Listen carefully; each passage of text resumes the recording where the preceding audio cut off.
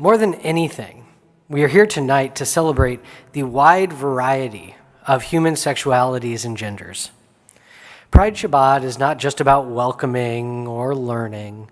It's about making a clear commitment to the sacred belief that all humans of all genders and sexualities are infinitely valuable. The rabbinic commentary on the book of Genesis, Bereishit Rabbah, tells us that the central principle of Torah is that all humans are the children of the first human, who was made in the image of God. This means that we must celebrate all people in all our diversity, as each reflects an aspect of the divine. Tonight, though, our celebration is a bit overshadowed by a real threat to people of all genders. With the Supreme Court's overturning of Roe v. Wade, our nation is facing a future in which protections hard won in the past are now in question. People of all genders who had their reproductive rights safeguarded by our highest court are now in limbo, and depending upon their location, may face horrific repercussions for exercising what was just yesterday a federal right.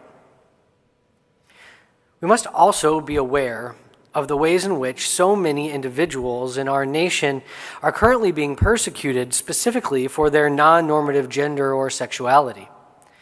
In his concurrent opinion, Supreme Court Justice Clarence Thomas stated that he believed the court should also reconsider the landmark cases which protect many of the most personal life decisions, including sexual freedoms and marriage freedoms.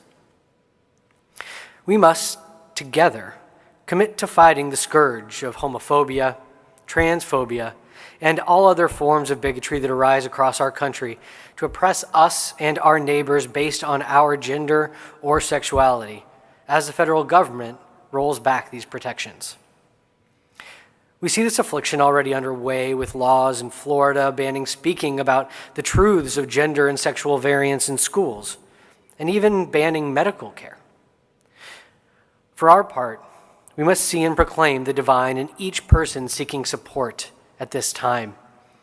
And not only offer that support, but let them know that we love them precisely for who they are, not in spite of. Let us begin tonight's candlelighting by individually committing to this support in our community and throughout our world, knowing that the sacred light of our Shabbat candles guides us to embody their warmth and to act as the messengers of this sacred truth. All human beings are created in the image of God. Please join me responsively in the reading on the screens that should be popping up in front of you momentarily.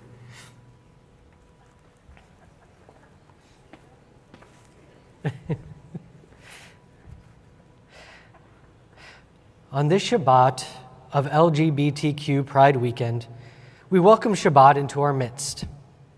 On this night, we express the love in our hearts for gay, lesbian, bisexual, and transgender people everywhere. We celebrate that we were created in the divine image. We pray on this Sabbath that all people will be able to escape oppression and taste the freedom of the promised land. And please join me if you can read the screen.